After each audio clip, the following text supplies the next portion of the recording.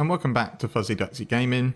We've got a slightly different video this time around. Now the aim of this video is to look at how we can utilise the first 4 points that we put into our Maven skill trees in the inner 4 regions of the Atlas to help us make some supplementary income or help us build some currency to get our character to the next level.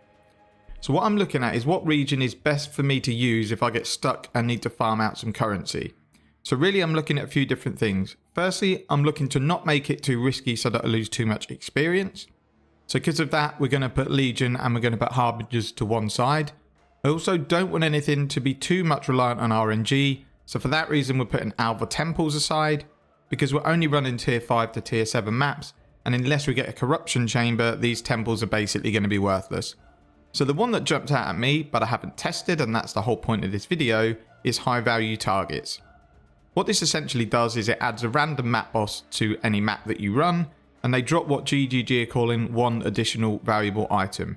Now it can be a random number of bosses. I've had 1 boss and I've had up to 4 bosses.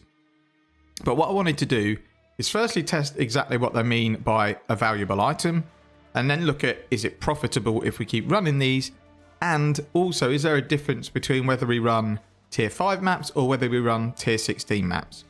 And then the additional reason that I've chose this passive in particular is it doesn't rely on any Zana mods like Essence to make it better. And it's a mod that is very, very unlikely to get nerfed because it's fairly unpopular. But it's not unpopular enough that they're going to scrap it in its entirety because they did do a little bit of a rework with it in the last league.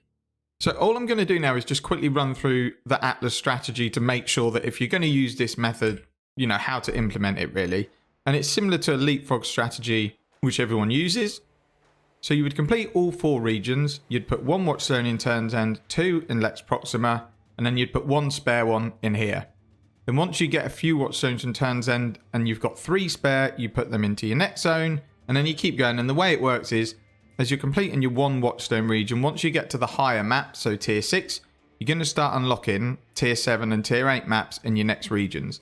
And that's the way it works. And you want to be getting your Atlas bonus up as you go along to make sure you're getting higher and higher map drops. But essentially this zone is the only one that's going to have 1 Watchstone. So you will still get maps dropped for this zone. And it's one you can go back to and farm for currency if you need to. So that's how you implement this strategy if you wanted to do it. If you decided you wanted to go Valdo's Rest and do Harbingers because your build was good enough, you'd start your 1 Watchstone in Valdo's Rest and then go round. Whatever region you decide you want to farm this Atlas passives on is where you have 1 Watchstone.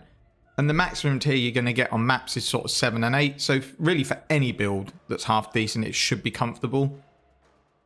So let's look into the results. So we did 40 tier 5 to tier 7. We did 40 tier 11 and tier 12. And we did 40 tier 16s. Now we're only really interested in the 1 Watchstone region. The reason I've completed the others is to see if there's a massive difference in what you get as a return. And the good news is there isn't. It doesn't really seem to make much difference to what region you run, other than sextants will be slightly different, because you'll obviously get more awakened sextants here, and you can get mortal fragments when you're farming high tier maps. In terms of everything else, everything was pretty much along the lines of each other. So we had some anomalies drop in various ones. So we had a 6 link here, and we had a tab in the T16, but then in the tier 5 to 7s we had an Exalt drop. So there are some anomalies that you're obviously going to get because of RNG, but essentially we'll just list really quickly what you can expect to see here regardless of what sort of RNG you get. You are going to get lots of 5-link items which can be really handy early on. You're going to get various uniques and double corrupted items. You'll get sacrifice fragments. You'll get sextants. You'll get level 21 gems, stack decks, fossils, and then lots and lots of various currency, scarabs, and essences. All these things can either be sold or they can be used to progress your Atlas or progress your character. So this would be a really good haul. I mean, it's 40. You're probably not going to do 40 maps, but it's there if you want to. But essentially, you've got a large variety of stuff that's going to drop to help you out. So the reason I've picked this node as well is that there isn't much good in Turn's End. It's not the best farming area once you get to the end of the game, but it's good enough that you don't have to respec it. So I think for me, Turn's End, you'd always take the Delirium ones just for splinters, cluster jewels, that sort of thing. Then the other options you've got are Abyss, which once you get to a certain level, they're probably not going to return much to you, and it takes time to run the Abyssal Depths. And then the other ones are Einar. Now these are okay, but they're nowhere near as good as the Einar passives in Lyra Arthane that gives you more rare red beast. I'm then happy that if I put these passives in, I'm not going to need to reallocate them later. And that's essentially what I'm going to be doing on League Start, I think. Tier 5 to 7 is a good place to stop and farm a few maps if you want to get some currency to upgrade your gear.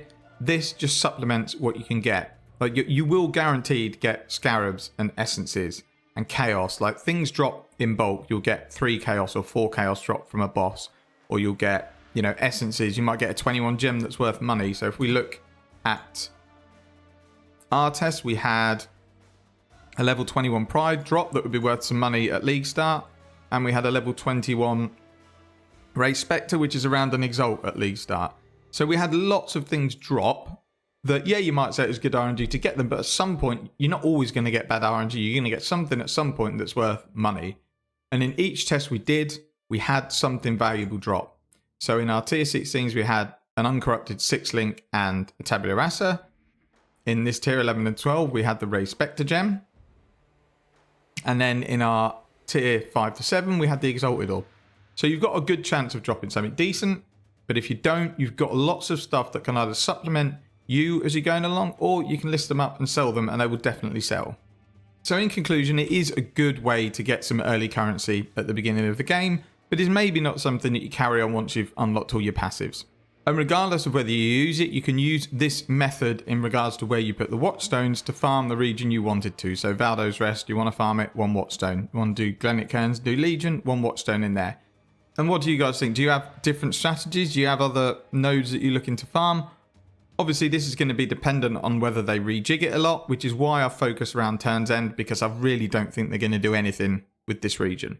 But that kind of covers this video. If you want to know anything more, please leave questions in the comments. And until next time, we'll see you in the next video.